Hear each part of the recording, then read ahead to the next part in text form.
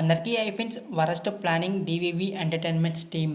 అసలు వీళ్ళ ప్లానింగ్ అయితే దరిద్రంగా అయితే ఉంది. ట్రైలర్ అయితే 8 నిమిషాలకి అయితే రిలీజ్ చేస్తామన్నారు. మార్నింగ్ రిలీజ్ చేయలేదు. తర్వాత ప్రీ రిలీజ్ ఈవెంట్ రిలీజ్ చేస్తామన్నారు, రిలీజ్ చేయలేదు. అంతేకాకుండా ఈవెంట్కి వచ్చిన ఆడియన్స్కి అయితే ఏదో చూపిస్తాము అని పవన్ కళ్యాణ్ గారు అయితే చెప్పారు.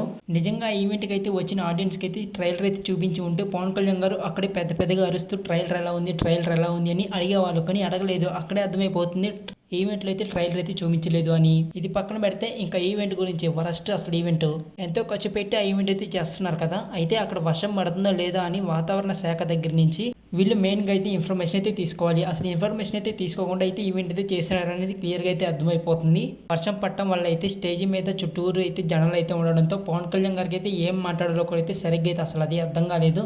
ఏదో ప్లాన్ చేసుకుని వచ్చుంటారు ఏం మాట్లాడాలని. కానీ చుట్టూరు మనుషులు ఉండడంతో అయితే గజిబిజి అయితే అయిపోయింది స్టేజ్ మొత్తం. దాంతో పవన్ కళ్యాణ్ గారు ఏం మాట్లాడాలో కూడా అయితే అర్థం కాక ఏదో నోటికి వచ్చింది మాట్లాడేశారు. ఇంకైతే ఈరోజు అయితే ట్రైలర్ అయితే లేదు, రేపు అయితే వస్తుంది అని అయితే చెప్తున్నారు. అది కూడా అయితే కరెక్ట్ ఇన్ఫర్మేషన్ అయితే లేదు ఏ టైంకి వస్తుందో.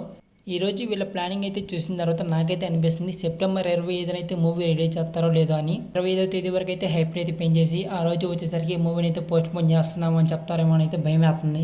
25న అయితే మూవీని అయితే రిలీజ్ చేయబోతే ఆంధ్రప్రదేశ్ అలాగే తెలంగాణ మొత్తం కూడా అయితే రచ్చ అయితే అయిపోతుందని అయితే ఖచ్చితంగా అయితే చెప్పొచ్చు.